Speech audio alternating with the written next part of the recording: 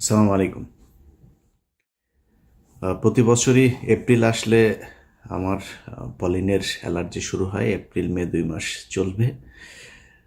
তো অ- এই অসুস্থতার মাঝখানেও দেশের সারাদিন বিভিন্ন ঘটনা ঘটে যাচ্ছে। নানান আলোচনা, গুজব, অনেক কিছুর মধ্যে দিয়ে আমরা গেল 2 দিন পার করেছি। তো আমি সবগুলো ঘটনাকে একদম গুজব বা অহেতুকি আলোচনাগুলো উঠেছে এরকম আমি মনে করি না। এর এর পেছনে নিশ্চয়ই কিছু কারণ ছিল। আমি আমার যুক্তিগুলো তুলে ধরবো। আপনাদের অনেকের কাছেই এটার পক্ষে বিপক্ষে মতামত থাকতে পারে। আপনারা আপনাদের মতামত কমেন্টে জানাবেন। 2024 সালের 5 আগস্ট শেখ হাসিনা পালিয়ে যাওয়ার পর 1-1.5 মাসের ভেতরে আমি একটা কথা বলেছিলাম যে শেখ হাসিনা বাংলাদেশের পরবর্তী প্রধানমন্ত্রী হবেন। যদি নাও হয় তাহলে তার পরের 1 বছর পরের মেয়াদের প্রধানমন্ত্রী হবে আওয়ামী লীগের কেউ। যদি শেখ হাসিনা ধরেন যে পরিমাণে ফেন্সিডিল সে ভারতে খাচ্ছেন, ওখানে তো খুব সহজেই পাওয়া যায়। তো উনি কয়দিন টিকতে পারবেন জানি না। যাই হোক, আওয়ামী লীগের কেউ প্রধানমন্ত্রী হবেন। এই কথাগুলো কেন বলেছিলাম, আমার কাছে মনে হয়েছিল কি যে বিপ্লবের এটা আসলে ডিরেকশনটা ঠিক মতো যাচ্ছে না। কারণ হলো, আমরা ধরেন বিপ্লব নিয়ে অনেক নাচানাচি শুরু করেছিলাম। আমরা তো জানতাম না 5 তারিখের পরে আসলে এই 5 তারিখে এইভাবে হচ্ছে। কিন্তু ভারত তো সবই জানতো। তারা তাদের মতো করে সুন্দর করে তাদের প্ল্যান বিতে কে কে থাকবে, আসিফ নজরুল সহ কারা কারা এখানে প্রথম আলোর যে পুরো গংটা এরা কি করবে, এই জিনিসগুলো তারা জানতো, ওইভাবে সেট আপ করেছিল। যে কারণে তার পরপরই এই যে প্রধান উপদেষ্টার এই যে প্রেস সেক্রেটারি শফিক সহ আসিফ নজরুলের ঘনিষ্ঠ যারা যারা আছে প্রথম আলো এদেরকে এখানে বসিয়ে দিয়েছেন, তারা তাদের মতো করে চালাচ্ছেন এই দেশের। এই যে 5 তারিখের যেই আন্দোলন, যে বিপ্লব, যে স্বাধীনতা, এটা ধ্বংস হওয়ার পেছনে যদি একজন মানুষ, অনেক মানুষই মনে করেন আমি আসিফ নজরুলের ব্যাপারে এত কেন, একজন মানুষ যদি নাকি এটার জন্য সবচেয়ে বেশি দায়ী থাকে সেটা এই আসিফ নজরুল। এর জন্য প্রতিটা জায়গায় সমস্যা হয়েছে। আপনাদেরকে এই কথাটা কেন বলেছিলাম যে শেখ হাসিনাই আবার আসবে, এটা যদি আপনাদের আমি বিশ্লেষণ করতে চাই তাহলে একটা জিনিস বলে রাখি, সেটা হচ্ছে এই যে 15টা বছর শেখ হাসিনা ক্ষমতায় থাকলো, আন্তর্জাতিক বিশ্বের কেউ তাকে সরায় নাই এখান থেকে। ইন্ডিয়া একদম সরাসরি তাকে সাপোর্ট দিয়ে গিয়েছে। কিন্তু আন্তর্জাতিক বিশ্বের অন্যান্য দেশগুলোকে যে এই ব্ল্যাঙ্ক সাপোর্ট দিয়ে রাখা সম্ভব হলো কেন? কিসের জন্য করা হয়েছিল? কিসের জন্য হাসিনাকে কেউ সরাইতে পারে নাই? আন্তর্জাতিক বিশ্ব থেকেও কোনো চাপ কেন আসে নাই? এর একমাত্র কারণ, বাংলাদেশকে সবাইকে বোঝানো হয়েছিল যে এই দেশটা হচ্ছে একটা জঙ্গি রাষ্ট্র। তারেক রহমান, খালেদা জিয়া এরা হচ্ছে জঙ্গিদের মূল হোতা। এরা এদের কারণে, এদের যদি ক্ষমতায় যায় তাহলে এই দেশ আবার জঙ্গি হয়ে যাবে, অথবা আওয়ামী লীগকে রাখতে হবে। একমাত্র এই কারণে শেখ হাসিনাকে 15 বছর রাখা গেল। আচ্ছা, সেইখানে এই আন্তর্জাতিক পুরো বিশ্বটাকে কারা এই ন্যারেটিভটা দাঁড় করাইলো? দাঁড় করাইলো হচ্ছে ভারত। আর কাদের উপরে চাপাইলো? আলেম সমাজ, বিএনপি, জামাত, তাদের উপরে। তার মানে প্রধান যে বিষয়টা 15 বছর যেই কারণে হাসিনা ক্ষমতায় থাকতে পারলো সেটা হচ্ছে এই যে আমাদের দেশকে জঙ্গি রাষ্ট্র তৈরি করার যেটা, সেটা। এটার সাথে একটা বড় অংশ কে ছিল? প্রথম আলো। যদি এটা হয়ে থাকে যে ইন্ডিয়ার কারণে আমরা 15 বছর আসতে পারি নাই, তাহলে আমাদের প্রধান কাজ ছিল এই স্বাধীনতার পরপর ইন্ডিয়ার ব্যাপারে পদক্ষেপ নেওয়া। কোনো পদক্ষেপ নেওয়া হয়েছিল? ভারতের সাথে কে কত পারে ঘষাঘষি করার জন্য সবাই চেষ্টা করলো। আমাদের প্রধান শত্রুকে আপনি পাশে রেখে তারপরে দেশ চালাবেন, দেশে আবার অস্থিতিশীল পরিস্থিতি আসবে না, আবারও হাসিনা আসবে না, হাসিনা এসে আবারও 15 বছর না, 1500 বছর বাংলাদেশ শাসন করবে না, এই ভারতের সাথে একসাথে হয়ে যাবে না, এর কোনো গ্যারান্টি দিতে পারবেন? তাহলে করেন নাই কেন? প্রথম আলো, যে কিনা সরাসরি, আমি নিজে আমার এইখানে আমি 21শে আগস্ট বিডিআর হত্যাকাণ্ড থেকে শুরু করে বিভিন্ন জায়গায় দেখাইলাম যে প্রথম আলো কিভাবে কিভাবে এই কাজগুলো করেছে। অথচ মির্জা ফখরুল ইসলাম আলমগীর সোজা যায় সেখানে করলো কি, প্রথম আলোর উপরে আঘাত মানে হইল গণমাধ্যমের উপর আঘাত। এই আঘাত সে কোনোভাবেই, সে শেখ মুজিবের ব্যাপারে কি বলল, শেখ মুজিবের ছবি করলে তারপরে এটা তার বুকে চিনচিন করে, হ্যাঁ, এসব কথাবার্তা। তো প্রথম আলো আর ইন্ডিয়া আপনার সমস্যা না, তা আপনার সমস্যাটা ছিল কারাই 15 বছর? মির্জা ফখরুলের তো সমস্যা না। এই বক্তব্য যেদিন শুনেছিলাম সেদিনই মনে করেছিলাম আর বাংলাদেশের পলিটিক্স নিয়ে কথাবার্তা বলে লাভ নেই, নিজের মতো করে কিছু টাকা পয়সা কামায় তারপরে চুপচাপ থাকে। কিন্তু মির্জা ফখরুলই তো বিএনপি না, মির্জা ফখরুল মানেই বাংলাদেশ না। এই বাংলাদেশের লাখো লাখো কোটি কোটি বিএনপি জামায়াতের কর্মীরা, নেতারা অনেকে আছে যারা আসলেই ভারতকে অপছন্দ করে, প্রথম আলোকে বাংলাদেশ থেকে উৎখাত করতে চায়। তাদের জন্য তো আমাদের পাশে থাকা উচিত। মির্জা ফখরুলের একটা ঘর জামাই আছে, ওই যে ফাহাম আব্দুস সামাদ ফাহাম নাকি যেন, এই ঘর জামাইটা এতদিন মির্জা ফখরুল অস্ট্রেলিয়াতে যে আওয়ামী লীগের কাছ থেকে যা ভাগটাক পাইতো এগুলো নিয়ে ওইখানে দিত, বউরে নিয়ে থাকতো। এখন সে বউ নিয়ে বাড়িতে এসেছে, গ্রামে মানে দেশে এসেছে। প্রতিদিন বিভিন্ন গণমাধ্যমে দেখি সে বক্তব্য দেয়। এতদিন কই ছিলেন? ওনার মেয়ের তো উচিত ছিল এখানে এসে তারপরে এগুলো নিয়ে নেতৃত্ব দেওয়া, কথাবার্তা বলা। বলে নাই তো, কোনো কিছুই করে নাই। এখন এসছে, কারণ এখন এই যে আবার লুটপাট শুরু হয়েছে। খবর নেন, যান। মির্জা ফখরুলের ভাইয়ের অত্যাচারে তার এলাকার লোকজন ঘরে থাকতে পারে না। বাংলাদেশের সবচাইতে বেশি আওয়ামী লীগের লোকজনকে পুনর্বাসিত করা হয়েছে মির্জা ফখরুলের এলাকায়। এগুলো নিয়ে কাজ করতেছে। এখন দিচ্ছি না কেন? বিএনপির অনেক মানুষজন ফোন করেন, ভাই এইখানে এটা হচ্ছে, এখন দিচ্ছি না কারণ বিএনপিকে আসলে এখন করলে বিএনপির ভেতরে সমস্যা থাকবে, এরকম দুই একটা নেতাও থাকবে এই টাইপের, কিন্তু পুরো বিএনপিকে তো আপনি কালার করতে পারবেন। আমার এর পরের দেশের নেতৃত্বে কে আসবে? আপনি বিএনপিকে যদি সরেন তাহলে তো এটা মানে একটা পলিটিসাইজেশনের দিকে চলে গেল। তখন আপনি কি করবেন? কাকে আনবেন? এখানে একটা অন্য তৃতীয় পক্ষ আসবে, সেনাবাহিনী আসবে, ইন্ডিয়া সেই সুযোগ নিবে। সো আমার সেকেন্ড চয়েস হচ্ছে বিএনপি। অতএব এই কারণে বিএনপির বিষয় নিয়ে বিএনপি চাঁদাবাজি করে, এই করে সেই করে, নানান অভিযোগ। আমি বলে বিএনপি নিয়ে এখন কোনো কথা বলা যাবে না। বিএনপিকে নিয়ে বলার সময় আছে, অবশ্যই বিএনপিকে নিয়ে কথা বলা হবে, কিন্তু এখন না। যে কারণে এগুলো নিয়ে কথা বলি না। কিন্তু মির্জা ফখরুলরা এই কাজগুলো করছে। এখন মির্জা ফখরুলের তো কোনো সমস্যা হবে না। মির্জা ফখরুল তো আওয়ামী লীগের সাথে মিলেমিশে 15 বছর খুব শান্তিতে ছিল। সে একদিন এক ইয়েতে ক্যাবিনে ছিল, মানে আটক হয়েছিল। আটক হলে তারে নিয়ে সুন্দর করে 5 স্টার হোটেলে পর্যন্ত রাখা হইতো। এই মির্জা ফখরুল সহ কয়েকজন বিএনপির নেতা আছে, সবাই না, কয়েকজন, এদেরকে রাখা হইতো, খুব আরামে রাখা হইতো। তো এই লোকগুলিকে আপনার ওই ক্যাবিনে রাখার পর একদিন সে একজন বিএনপির, নাম বললাম না, বিএনপির এক নেতার সাথে সে বলছিল যে খালেদা জিয়ার কথা বলছে, এই মহিলার কারণে, এই মহিলার মাথায় সমস্যা আছে, এই মহিলার কারণে এখন আমারে এই জেলে আসতে হইল। মানে একটা কর্মসূচি দিয়েছিল খালেদা জিয়া, এটা 2000 ধরেন কত সাল, 20 সাল বা তার বা মানে জেলখানায় যাওয়ার আগের, আমার ঠিক সময়টা মনে নেই, জেলখানায় যাওয়ার আগের ওই সময়টাতে এটা বলেছিল। আচ্ছা, এখন মির্জা ফখরুলের তো সমস্যা নেই, এবং মির্জা ফখরুল এই দেশের এই আওয়ামী লীগের যে চিন্তা চেতনা, সে দেখবেন ছাত্রদল, যুবদল, বিএনপির লোকজনের সাথে তার যে আচরণ, আওয়ামী লীগের ক্ষেত্রে তার আচরণ দেখবেন চেঞ্জ। বিএনপির সাথে প্রচণ্ড কর্কশ, সে গায়ে হাত তুলতে যায়, চর মারে, ধাক্কা মারে। বিএনপির লোকজনের কথাবার্তা শুনলেই মনে হয় তার গায়ে আগুন ধরা যায়। এই জেনুইন একটা আওয়ামী লীগের। তো এদের কথা শুনে যদি আমরা কথা বলা বন্ধ করে দিই তাহলে তো সমস্যা। আপনি আওয়ামী লীগের এই যে সজীব ওয়াজেদ জয় সহ আওয়ামী লীগের যেসব ফেসবুক পেজ, টুইটার এগুলো আছে, এগুলোতে আপনি যান, গেলে দেখবেন তাদের মূল কাজ হচ্ছে বাংলাদেশকে জঙ্গি রাষ্ট্র হিসাবে প্রতিষ্ঠা করা। ইংলিশে আপনার ট্রান্সলেট করে তারপরে বাংলাদেশের বিভিন্ন ঘটনাকে তারা পৃথিবীর কাছে মিথ্যা সত্য মিলায়া তারপরে এগুলো ছড়াচ্ছে। তো এই যে কাজগুলো আওয়ামী লীগ করছে, তাদের মূল টার্গেট বাংলাদেশকে এই জঙ্গিবাদ এটার ইয়ে করা। আচ্ছা, এখন আমাদের উচিত ছিল কি?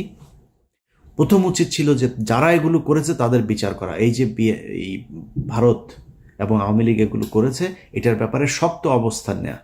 আমরা সেই ভারতকে বসায় রাখলাম। আমরা যেই প্রথম আলো কিনা সারা দুনিয়ায়, প্রথম আলো, ডেইলি স্টার সারা দুনিয়াতে এইটারে আপনার ছড়ায় দিল। প্রথম আলো করে বাংলায়, ডেইলি স্টার করে ইংলিশে, সারা দুনিয়ায় এটা চলল। তাদের পাশে গিয়ে আপনি বসলেন, তাদেরকে বাঁচাইতে চাইলেন। তো আপনি একবারও চিন্তা করলেন না যে এদেরকে রেখে এরা যদি নাকি এই প্রথম আলোই তারেক রহমানকে খাম্বা তারেক বানিয়েছে, এই প্রথম আলোই তারেক রহমান খালেদা জিয়াকে জঙ্গিদের প্রশ্রয়দাতা, আশ্রয়দাতা বানিয়েছে। মনে নেই আপনার? এই বিচারটা তো করা দরকার ছিল। আমি বাংলাদেশে যদি নাই কোনো জঙ্গি থাকে, অবশ্যই তার বিচার চাই। বাংলাদেশ ইসলামী শরিয়া ভিত্তিক চলুক, আমি এটা চাই না। মানে আপনি আমার যাই মনে করেন তাই মনে করেন, আমি এটা চাই না। বাংলাদেশ ইসলামী শরিয়া ভিত্তিক চলার মতো ওই অবস্থা আমাদের নাই, আমরা সেই জায়গায় যাইতে পারিনি। যদি কেউ পারেন ওই মাইক নিয়ে ওয়াজের মাহফিলে গলা না ফাটায়া একটা গাড়ি বানায় দেখান। আমি ওই জায়গায় এখন যাইতে চাই না। যে কারণে কেউ যদি এখন আবার বিশৃঙ্খলা তৈরি করার চেষ্টা করে, আমি মনে করি বিএনপি আগে যেইভাবে সেই শায়েখ আব্দুর রহমান থেকে শুরু করে বাংলা ভাইদেরকে যেইভাবে শায়েস্তা করেছে, এইবারও সেটাই করুক। জঙ্গিবাদকে মাথাচাড়া দিতে দেওয়া যাবে না। কিন্তু জঙ্গিবাদ বলে কি বাংলাদেশে আসলেই কিছু আছে? সেটা প্রমাণ করা দরকার ছিল এই সরকারের আসার পরপরই। বিচারগুলো তাড়াতাড়ি শেষ করে যে এই ঘটনাটা আসলে এই যে এইভাবে নাটক সাজানো হয়েছিল, এইটা এইভাবে নাটক সাজানো হয়েছিল, এই নাটক সাজিয়ে এইভাবে ভারত এবং আওয়ামী লীগ মিলে তোমাদেরকে ভুল বুঝিয়েছে, আসলে বাস্তব চিত্রটা এটাই। এর মাঝখানেও যদি আলেমদের ভেতরে কেউ জঙ্গি কর্মকাণ্ডে যদি থেকে থাকে, আমি তাদের বিচার চাই। বাট বাদবাকি যারা, তাদেরকে তো ছাড়া দরকার। সেইটা না করে আপনি তাদেরকে জেলখানায় রাখলেন, আর যারা এটা করলো তাদেরকে আপনি আশ্রয় প্রশ্রয় দিলেন। 2 দিন আগে এক ভিডিও দেখলাম, ওই যে এই ফারজানা ব্রাউনিয়ার এক্স বয়ফ্রেন্ড আপনার জিল্লুর রহমান, তৃতীয় মাত্রা করে। এই জিল্লুর রহমান ফারজানা ব্রাউনিয়ার এক্স মানে কত নাম্বার সেটা তো বলা যাবে না, এটা সম্ভবত ওই পার্ট টাইম বয়ফ্রেন্ড ছিল। তো এই পার্ট টাইম বয়ফ্রেন্ড বলছেন যে ঈদের পরে এই দেশে আবার জঙ্গি হামলা হবে। আমার হাতে একটা সিক্রেট রিপোর্ট, যেখানে দেখা যাচ্ছে যে ঈদের পরে বাংলাদেশের রাজনৈতিক পরিস্থিতি অত্যন্ত অস্থির হয়েছে। এক ধরনের জঙ্গি তৎপরতা গত কিছুদিন ধরে আমরা এই আলোচনা শুনছি এবং লক্ষণও দেখা যাচ্ছে। এটা পাঠবার একটা আশঙ্কা আছে। তিনি বলছেন দেশে নাকি কোন এক সাংবাদিক এটার সাথে জড়িত, কোন আলেম নাকি দেশের কারা কারা জড়িত, আর প্রবাসে একজন আছে কোথায় নাকি থাকে, সেও নাকি জড়িত। যে নিষিদ্ধ ঘোষিত কিছু সংগঠন, তাদের অন্তত 3 জনকে ক্লিয়ারলি আইডেন্টিফাই করেছে রিপোর্ট। এদের সঙ্গে একজন সাংবাদিকও আইডেন্টিফাই করা গেছে, যিনি এইসব তৎপরতার সঙ্গে যুক্ত। তার কাছে একদম পুরো তথ্যসহ খাতা, এইভাবে খাতা 3-4টা পৃষ্ঠা নিয়ে তারপরে তিনি বসেছেন। ওরে বাবারে, তার কাছে সব তথ্য। হ্যাঁ, কিভাবে হামলা হবে, কোথায় কোথায় হবে, সে আগের মতোই নাকি গুরুত্বপূর্ণ জায়গায় কোর্ট টোট এইসব সেইভাবে নাম ধরে ধরে বলছেন। পসিবল থ্রেট লক্ষ্য করা যাচ্ছে, তারা গভর্নমেন্টের বিভিন্ন ইনস্টলেশনে হামলা চালাতে পারে, লোকাল কোর্টসগুলোতে হামলা চালাতে পারে। পরে ধৈর্য নিয়ে ওর পিছন দিয়া ডিম ঢুকে ওরা জিজ্ঞেস করেন যে তুই এই তথ্য কই পাইলি, কই হবে, কারা কারা করবে, তাড়াতাড়ি নামের লিস্ট দেয়। আমরাও সেটা জানতে চাই, কারা কারা এই দেশে জঙ্গিবাদ এই করতে চায়, তাদের আমরা খুঁজে বার করতে চাই। ওর কাছ থেকে তালিকা নেন, ও কোথায় পেয়েছে এটা। এরা হচ্ছে খুব চিপ রেটের দালাল। এরা বিভিন্ন দেশের গোয়েন্দা সংস্থার কাছ থেকে টাকা পয়সা খায়া তারপরে বাংলাদেশে অস্থিতিশীল পরিস্থিতি তৈরি করতে চায়। ভারত নিশ্চয়ই এর ওই হয়তো বড় অঙ্কের একটা মোটা অঙ্কের টাকা দিয়েছে। এই টাকা পয়সা নিয়ে সে এখন আবার আগের নেগেটিভ দাঁড় করাইতে চায়, এই দেশে আবার হামলা হবে ঈদের পরে, মানে জঙ্গি হামলা হবে, এই দেশে প্রচুর জঙ্গি আছে, এদের শায়েস্তা করো। এত সোজা না ভাই। 5 তারিখ এমনি এমনি আসে নাই। যদি কেউ মনে করেন 5 তারিখ এমনিতেই চলে এসছে, এটা মনে করার কোনো কারণ নাই। আল্লাহ নিজের হাতে ধরে আপনাদেরকে এই গিফট দিয়েছিল। এটা যদি ধরে রাখতে চান তাহলে এটা নার্সিং করতে হবে। এই যে 8টা মাস হইল, এখনো পর্যন্ত বিএনপি জামায়াত সহ বিভিন্ন লোকজন জেলখানায় আছে। জেলখানায় থাকা মানুষগুলিরে এখন পর্যন্ত জেল থেকে বার করতে পারলেন না। রোজাটা করলো তারা জেলখানার ভেতরে। ইফতার কি করে, তার পরিবারের অবস্থা কি, 15 বছরে এই মামলা চালাইতে চালাইতে কি অবস্থা। আরে ভাই, এই জেলখানার মানুষগুলোর এই যে প্রতিদিন তাহাজ্জুদ নামাজ পড়া, আল্লাহর কাছে সাহায্য চাওয়া, দেশের জন্য আল্লাহর কাছে কান্নাকাটি করা, এই জন্য 5 তারিখ এসেছিল। তাদের চোখের পানির দাম দেন নাই, তাদেরকে এখন পর্যন্ত জেলখানায় রাখা তারপরে ক্ষমতায় চলে আসবেন। এত সোজা, এত ইজি আপনি ক্ষমতায় চলে আসবেন? এখনো তারেক রহমান দেশে যাইতে পারে নাই। ক্ষমতা বহু দূরের ব্যাপার।